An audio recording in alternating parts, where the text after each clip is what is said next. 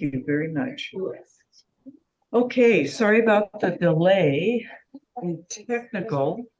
Yes, sorry, sorry, I forgot to. No, totally fine. And I was like. Okay, so Sarah and Chris, if you would open up your mic so that you're unmuted. We can hear you. Good. Well, Okay, 1, 2, 3. This is Chris. Can you hear? Oh, perfect. Okay, so where are the little pictures? Oh, right here? Like that. Okay, good. Alrighty, so what we're gonna do today is I just want to talk about the agency in January, and that training on Friday is going to be on the same thing, but I just want to talk about just a conversation with the 6 of us about your buyer broker agreement. And then, but I want to start out first. I want to start out first by telling a little story. This story is 3 weeks old. I get a frantic call from one of our brokers, who's a very experienced broker, and her buyer was trying to be hijacked by the listing broker. So to start this story, in June, this broker got a referral from a broker in Alaska. One of their clients that they were selling his home there was going to be coming to Okanagan County and found our broker.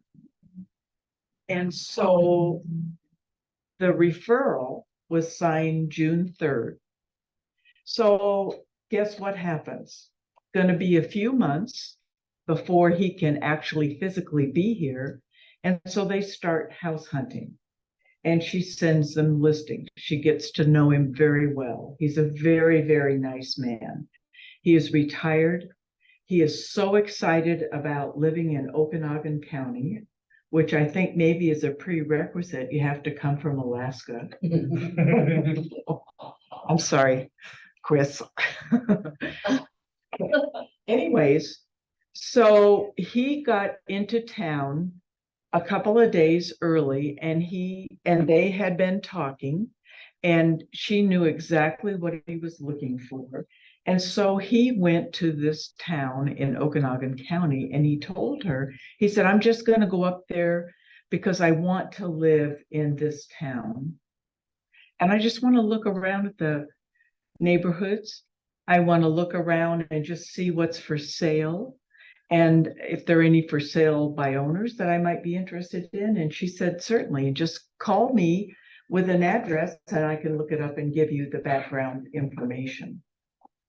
So this gentleman, this very, very nice man, drove up there, and he turned a corner, and here was another company's sign, and it was a brand new listing.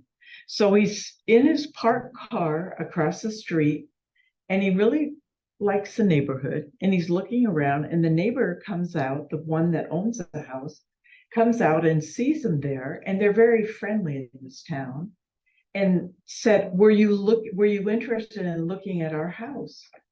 And he said, yes, I haven't seen it on the, information before. She said, would you like to come in?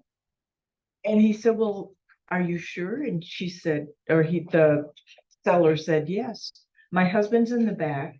Let me bring him out. Let's introduce ourselves. And they got along wonderfully.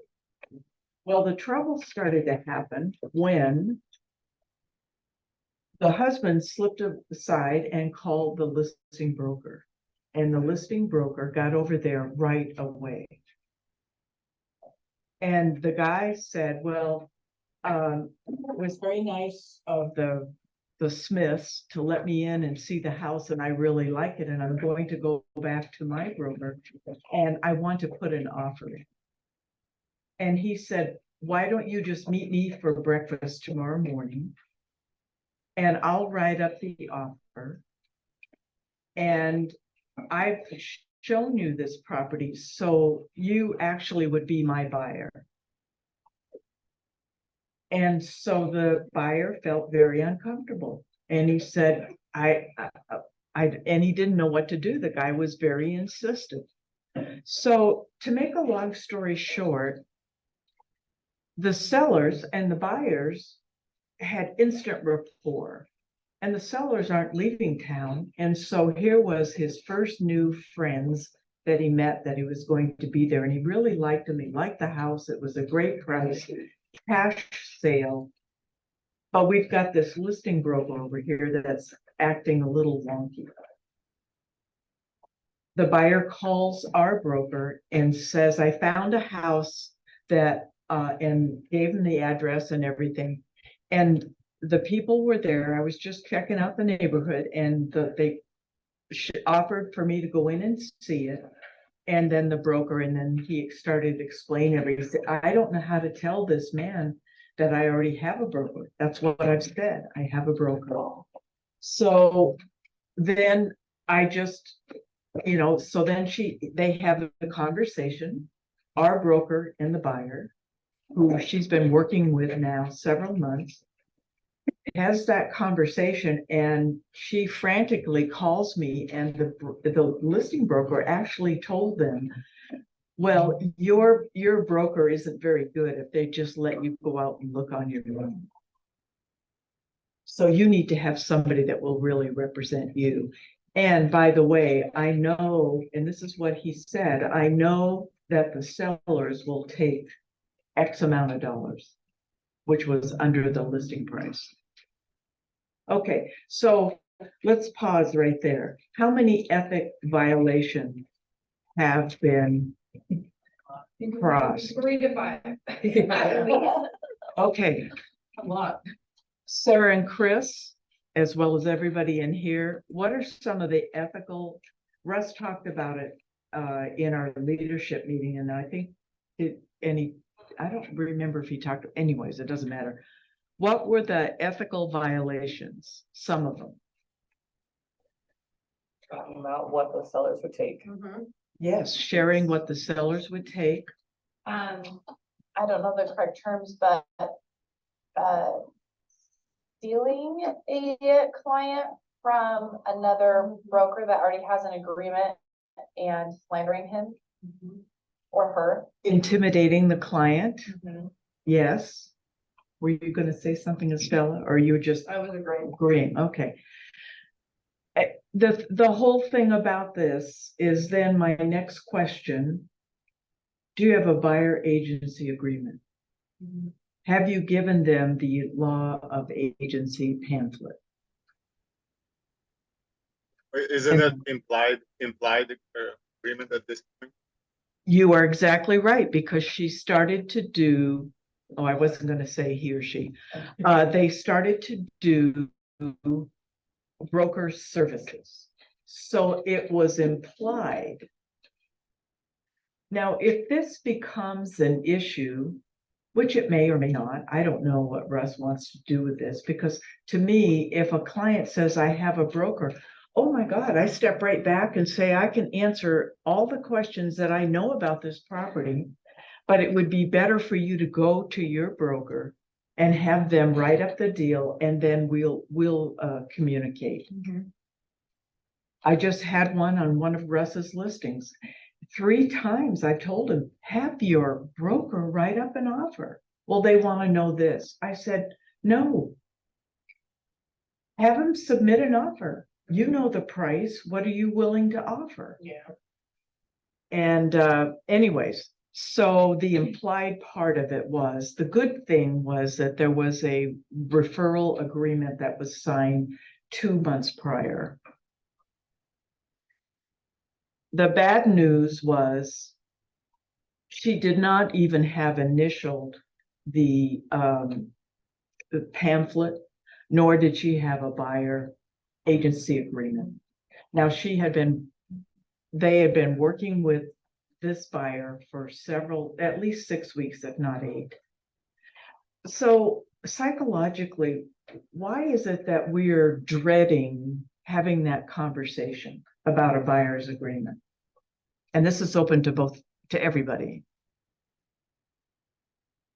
Why don't we get, why isn't that the first sign of business? One, there was actually no property shown, so there were not any physical, they were not in close proximity. I can understand that. But as a broker, why are we sometimes hesitant about saying, I really would love to be your broker, but I do have to have an agreement that if I go out and do all these things. And then I like to give about 4 horror stories and say, anybody that buys a house over 20 years and how many of them are older than 20 years in Chelan? Especially downtown, they're all older.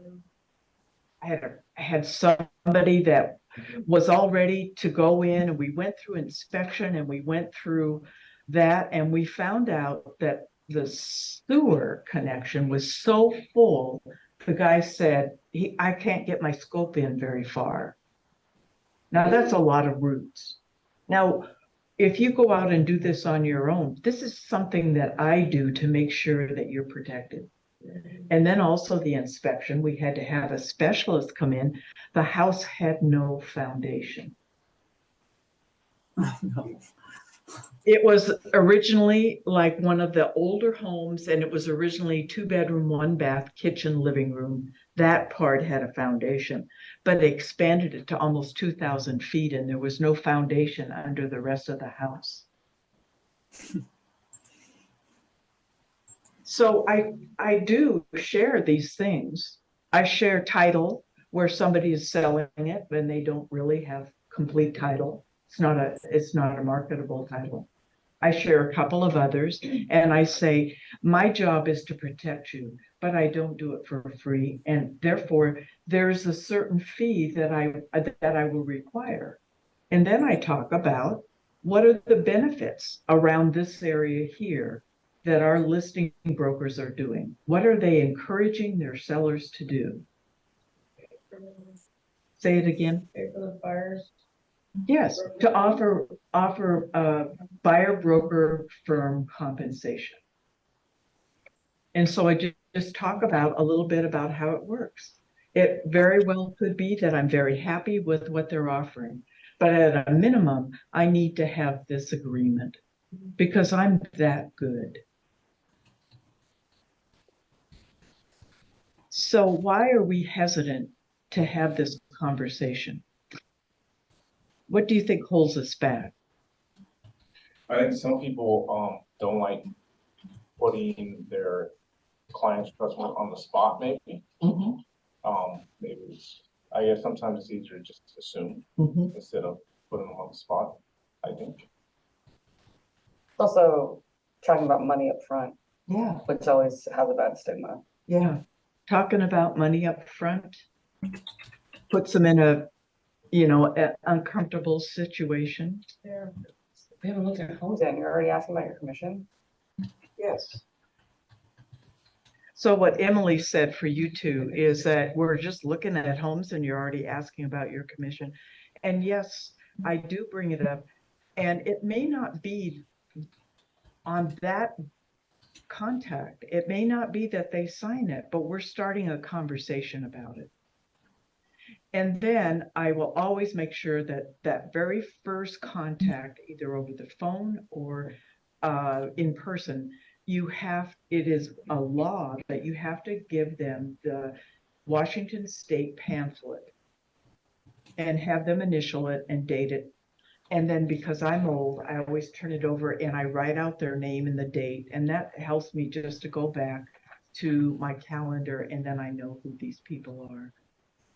But this was a very contentious transaction. So when I spoke with the broker, I said, this is what you need to do. Have him sign the buyer broker agreement immediately. And then initial the pamphlet or vice versa, however you want to do that. And then put your offer together and then submit it to that broker. And then also make sure that it goes, find out who the designated broker is and make sure that it goes to the designated broker. Designated broker is a wonderful person, but he's hardly ever in the office. So this is what happened. So she submitted it on like a Friday afternoon. And she said, what do I do? And he hasn't said, I've received it. And I said, okay, you've given him until Monday. That's a generous amount of days. So Saturday morning, resend it and say, I just want to make sure that you received this. Now, to kind of do a backstory, what this person did, this listing agent, was they called directly to her buyer and said, I'm going to block that offer and your broker is not going to get any commission because you're my customer. Yes. Emily's eyebrows just went up into her hairline. Yes. You'll And be speaking to my lawyer. And then he had the sellers, because they all exchanged information. They're best buds now. They know where to go for coffee. They know where to go for steak. The listing broker had the sellers call the buyers directly and say, I know yesterday you were really excited, but we haven't seen an offer. And so the buyer now, he's had these two weirdo conversations and he said, my broker submitted it to your broker yesterday. You haven't seen it yet? And they said, the seller said no. And he said, I suggest you call your broker and I'll call mine. And so she called me and she was very upset. And I said, you know what? Don't worry about it. You have sent it. He didn't acknowledge it. You sent it again on Saturday and say, please confirm receipt in your email. And if within an hour you don't get a response, you call me back. And Russ was hunting. So guess what? So I got to call and I couldn't get a hold of anybody. The phone never went to a recording in the office. It just rang and rang and rang. And so then I called the cell number of the designated broker and his message was, I'm really hard to get a hold of, but if you text me, it should work. And so I started a 3-way text message with Russ, the designated broker, and myself. And I said, we're having a little bit of a ethical issue here, and we just want to make sure that your sellers and our buyers are taken care of and good customer service happens. Well, nothing happened. He never called me.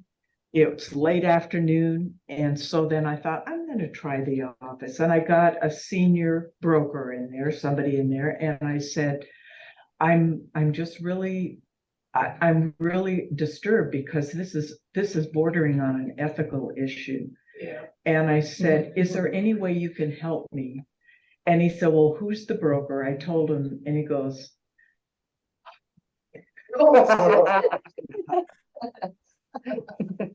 he said, we will acknowledge it. And within 5 minutes, then our broker got received. That was it, a return email received. Or it's just that. Yeah. And then they went and that broker called this broker and just chewed her out, said, what terrible service, telling your buyer just to knock on the door and let the people show them the house, which wasn't true. Yeah. And we're showing it twice more, so we're not responding this. And our broker said, well, we gave until Monday so that we had plenty of time. But if you would please let me know the seller's response. Well, it went mutual that night. I don't know if he got a call from the broker or whatever, but every single, and it was cash, they spent like an hour and a half with him before their listing broker got there. So he's in construction. So he went through it and he says, I don't need an inspection. I'm very happy with everything. I'm very pleased. And so it was literally a 10-day close cash deal. And I told our broker, the hardest thing is just make sure your escrow people, because it's OMAC, and there was only one, make sure they can do that in 10 days. So there was nothing about that transaction that went well. So the buyer broker agreement, you don't have to have them sign that immediately, but you need to have the discussion with them and just explain. The listing brokers are representing the sellers, and it is my job as a buyer broker to be able to get you the best deal for you.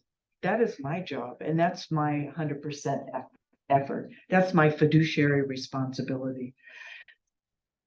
If the commission if you agree on a price, if the commission is the same, then that works. The seller's going to pay it. And I'm so thankful around here that our brokers are smart enough, and I do mean like that they're talking their sellers into, if you don't show a buyer brokerage firm compensation, you're not going to get shown that much. Why would I want to do that if I have to then negotiate? And so there's a point where we just need to be really honest with our buyers and just say, by law, I need to discuss this with you. It's uncomfortable for me. I don't really like to. And then we can talk about the level of services you give. What is your value added service? What do you do to help your buyer? If you want to use my tactic, which is scare the hell out of them, you can do that. But I just like to give them a few scary situations where they need to know that I'm there, and that's my only responsibility, is to help them find the best property for them at the price that they can afford. So there's really not I was going to go over some forms, but I thought it was really important that we talk about how important it is that you talk to your buyers about it. And technically, by the first of the year, the law is going to be that before you show them a house, you have to have this signed agreement. So we need to start shifting our thinking. We need to start educating our buyers. We need to start talking about what are all the things that are going to be of a benefit. For new brokers, the biggest benefit is that you're on the greatest team in this area. And that if you don't know I don't know the answers to all the questions, but I have people that I can turn to that can help me. And we can, whatever issue comes up, we can work our way through it if this is the home that you want. But I will protect you so that you have plenty of time to find out through home inspection, through feasibility, through financing addendum. We have so many tools to protect the buyer. And so any general comments, especially those of you that have been brokers for a while, anything that you say that helps you with your buyers? So if I understood correctly, even before, like if we called the lead and they wanted to see a house, we have to have that signed agreement before we go show them a house. In With the new law. in the new law, and I'll become definite on that, but by January 1st, these are one of the things that they're going to start looking at. And how do they tell? Well, in Command, when you upload your buyer agreement, then they can see what day that was signed. Is that always going to be possible? I don't know. I don't think so. But I do believe that I think people understand that with the price of gas and everything, I really want to be all in with you. And so what I do with my clients is we write up an agreement. And at any time, and I tell this to my clients, listing or buyer broker, anytime you're not happy with my service, at no penalty to you, we can absolve that agreement. Because I just want to be able to help you to find that right property. And another part of that then is in your consultation with them. Do you, on that first visit, do you talk about how are you going to pay for it? Do you talk about finances? Is this going to be cash? Is this going to, or do you have a lender? Are you pre-approved? If we find the house that you want and you're with a lender, are we ready to submit an offer? You have your money in line and you have your lender, you're pre-qualified or pre-approved, at least pre-approved. And then let's go out and let's find that house. We'll look at as many as you want, but I do require an agreement. Seems like I'm doing all the talking. Can I ask a stupid question? No. I'd like to know. Oh, no, I mean, no, there's no stupid question. Yeah. So if you're saying you can terminate it at any time, the agreement that you have with the buyer, does the buyer ever ask for a form to terminate it? Is there a form to terminate your agreement, buyer's agency agreement, or is it just? I think it's just in writing, right? It just Yeah. has to be an email. what do you Yeah, say, if you do an write it on a email, notebook paper? if you write an email exchange, or you know, it's really that's a great question, But Vanessa. ask Danny if there's a form for that. No, but there probably will be one in the future. Something will probably come up and then We'll want to do it. Yeah. Yeah. And then next week we will go through that buyer's agreement line by line if you need to, so that we truly understand what that means. And then also just a couple of things for housekeeping and stuff. And I was, I do all listings. If I have a buyer, I send them to Tom. If they're calling about one of my listings, I say, I represent the seller in this. I have in-house a wonderful buyer broker who I'm married to, but, and how Tom says it, before they do anything, he has a great little discussion. He talks about agency law and he talks about how he only represents buyers. He doesn't have any listings, nor does he ever want to. I mean, that's what he tells them. And then he says, and he talks about it, and he says, at some point we need to have the conversation about my compensation, but I do need to tell you that with the new law, it's not required that the seller pay for the buyer brokerage compensation like it's always been in the past. We're lucky in this area. Very rarely do you see zero. Was it required before? I thought It was always expected. expected, but never Yeah. required. Yes. That's Yeah. one of the confusions that I had, because. Well, that's, everyone's blowing up about Yeah, it. I'm that's like, what- it's not, it's the same as it always Yeah. has been. We just have to have that conversation with the sellers. If you want to sell your house, we need to offer a brokerage. Yeah. Yeah, And the commission, think about it. When you're pricing a house, do you ever go back and say, oh, let's add for the commission? No, the commission is part of the selling of the house. Yeah.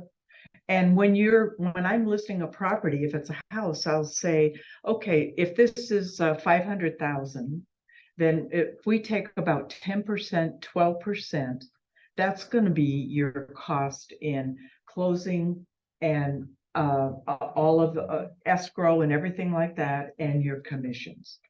And that's the way I used to present it. That's a rule of thumb. Yeah, Marsha, it's not unheard of for buyers to pay commission. I've closed deals where buyers pay the commission. I don't know. No, it was Natalie had a client that it said zero. And the client said, don't worry about that. What is your normal? We will pay that. I had a client to do something similar. One Yeah. of the options is if it push comes to shove and they have zero, yeah. How does the buyer, what are the different ways of how the buyer can compensate you?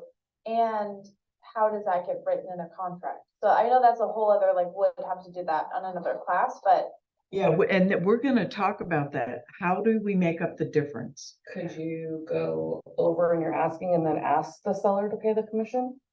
You can. yeah. Yes, and, So we will offer you this much over as long as you pay that much in commission to the buyer, so that it doesn't have to come out of their pocket and it be wrapped up into the loan. But then I've had agents come back at me saying, well, we're not gonna take that because we're afraid it's gonna not appraise at our exact list price. Even if it was 5,000 over, they're like, no, I'm afraid it won't appraise. I'm like, really? I can send you a comp. If you're afraid it won't appraise, but I've had pushback, so I don't know. and so, I'm hoping that there will be more people that will be able to come in and start this conversation, because that's gonna be really important. I am gonna be in that class on Friday. And so I will have more of a definitive answer. There was a hotline. I want to though. There was a legal hotline question, October 25th of last year, that talked about what do we do if we say, like, my commission's going to be $10,000, and what do we do if the seller offers 5, and how do you write that up, and how do you compensate that? And so we can talk about that.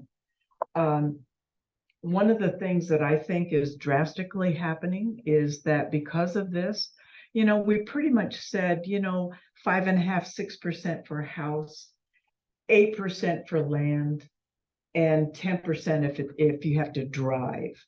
That's what I would recommend to a seller. Well, now you're finding other brokerages that are saying the 3/1.5. And so we really need to buff up on, why is it that we feel that it needs to be this amount? So Sydney has basically like a price list, like for this amount of commission, this is Yeah. what we provide. If for this amount, we'll do Yeah. these things on top of that. I heard though, from Annie in one of her classes, she said that you gotta be careful because you have to treat every single client the exact same. Yeah. And so offering special treatment for one, just because of compensation, kind of like, she was like, could get iffy. So she recommends not doing that. Yeah. She didn't say that it's like against the law, right? She was just saying There that could be risk. there could be risk of interpretation of Yeah. not exactly saying the exact same questions to every single client, not doing everything procedurally the exact same, could open you up to issues. Yeah. So I really don't know. So Could you guys out there hear that? Oh, good. Okay.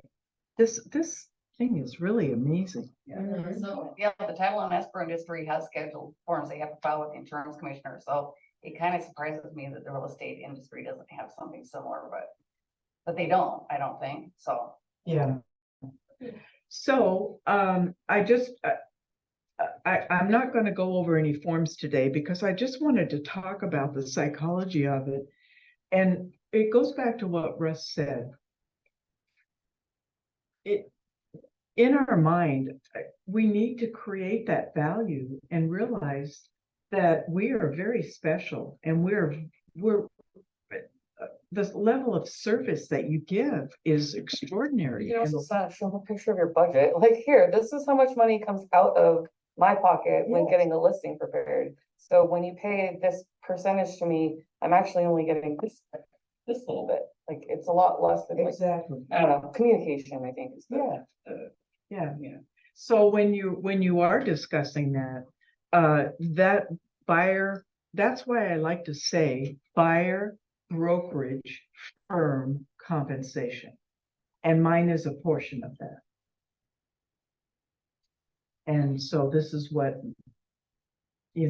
so I got an email from another broker in our company where they were writing a Form 34 saying that they were to get certain percentage to pay to, and then they had their name. And I said, I just called them up and I said, first of all, that's not your listing, or it's the firm that gets that compensation. And then whatever agreement that you have with your firm, then that percentage of that, then you get.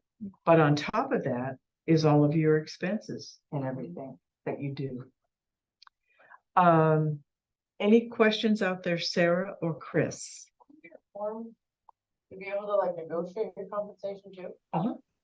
Yeah, we'll talk about that next week. I've got it all ready. All right. Are you at home, Chris, or are you on a boat? Yeah, I'm at work on the boat. Yeah, he's on the water. Right. The day before last, my assignment, I'll be home tomorrow. We'll Oh, stop by to excellent. see you. I look forward to that. All right. He is a tugboat captain in the Puget Sound area. Do you know, hold on, do you know, well, hold on a second. This was one of boss of mine. We were on a ferry on, Wayne Allen. oh, Wayne Allen. Do you know Wayne Allen? Negative. Doesn't ring a bell. All right. So instead of 2 gold stars, just 1. He's with Curtin Maritime. Curtin Maritime. Kirby. Maybe Kirby. Curtin, Curtin, but that was his former, I don't know who he's with now. Oh, okay. Yeah. All right. We don't care No. anymore. No. Not familiar. Doesn't sound familiar. No. Okay. So, any comment or any feedback? This is a little different because we weren't truly in a document, but I thought it was a really good foundation to be able to talk about it. And don't be afraid to talk about it. The advantage if you are in a relationship or have older children is make them be your guinea pig and you explain it. If you can explain it to them, if I could explain what I was teaching to my boys while they were trying not to laugh, then it's really a good thing. And the more you say it and the more comfortable you are with it, you know, there isn't anybody in this room that's not extraordinary or on Zoom. And so we work hard for our clients, and so we need to be compensated fairly. And I think everybody would understand that, or I don't think people really, especially buyers before, never really were aware of it. Yeah. You know, because they never had to think about it. All right. One of those things where like, most people don't understand how important a real estate agent is until they've done real estate. Like they bought a house or they've sold a house or, you know, something along those lines. And it's everyone who's complaining about it who hasn't bought a house, who doesn't understand it. So I just want to share just one last story. Tom just closed on a piece of property. Happened to be with one of our brokers. And the woman that bought it is just the most delightful person you could ever meet. Oh my gosh, she's so special. And her boyfriend was a pain in the ass. You know, so I mean, you might not even get there might be somebody that's really difficult, but at night I would say to Tom, okay, closing is next Friday, and we'll be all done. Anyways, we'll go out there and get those buyers and keep writing those offers, Sarah. You're welcome. All right. Thank you. Bye, Chris. Bye. Oh, it's the same way for us when we have spouses, one's being difficult.